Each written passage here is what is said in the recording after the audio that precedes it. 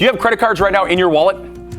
I think I have, yes. Yeah, I have a couple. I'm sure Nathan does. This is Schoolsfirst FCU in the house, and we're talking about credit card myths, and dealing with our credit cards and keeping balances and closing accounts. He's going to answer all those. I can't think of anyone better than Nathan. This guy's got it.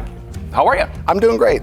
Thanks for having me. We're excited for you to jump in. We like myth busting. Yeah. And so you want to break us down a little bit and tell us some myths that are related to credit cards. Where do you want to start? Well, absolutely. And, in my industry, I hear a lot of these people come and ask me, so, hey, what's the best way to handle my credit card, to build better credit?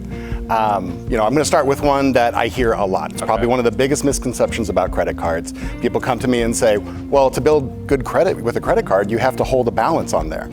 Now, this actually is funny that it's probably the most common myth because it's almost the exact opposite. The two biggest factors when you think about credit cards and how they apply to your credit report is your payment history and your utilization.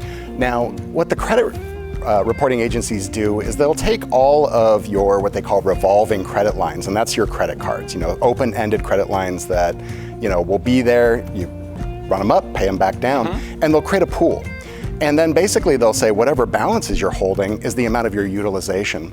And then what ends up happening is that the more you utilize, let's say, you're up to like 80% of your utilization of your total credit pool, well, now you're actually harming your credit.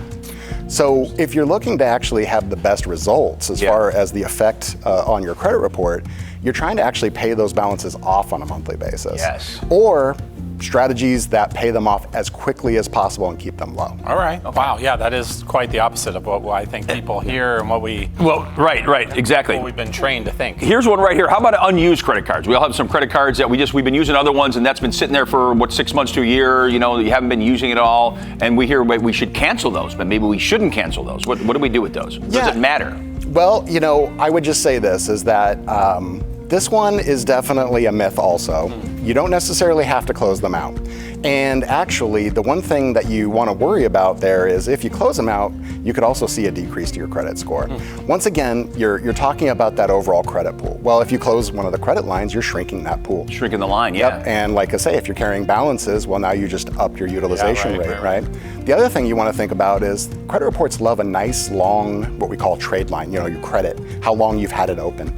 And the longer, the better. Well, what if you close down one of the ones that are the oldest? Well, now you've actually shortened the overall age of your credit report at that point. Wow. And that can actually lower your credit score too. And then once again, there's a credit mix, we call it, the different kinds of credit. Well, if you're closing down credit lines, you might actually be decreasing them. Yeah, we don't want that. So, not to say that you can never close another credit line that you open, you're not stuck with them per se, but you're gonna wanna take a look and see what's the position of your other credit accounts. And if you have some really long, open, healthy ones with big credit lines, no big balances out there, you can close them out, especially if they have things like annual fees, things that will be detrimental to keep you on mobile. Love that.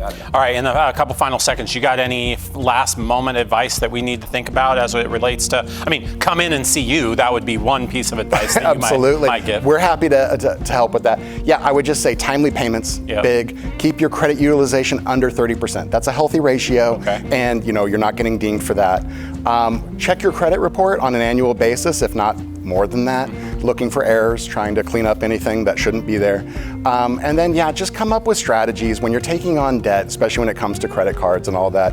I see so many folks get themselves in underwater and they wait till the end to come up with a strategy. Go in with a strategy at the start. When you're building the debt, come up with a strategy for how you're going to pay it back. All right. Yeah, there you go. You never want to just pay the minimum, but if you have to, at least pay that so you don't get dinged for anything else, and then go from there because you're going to add more.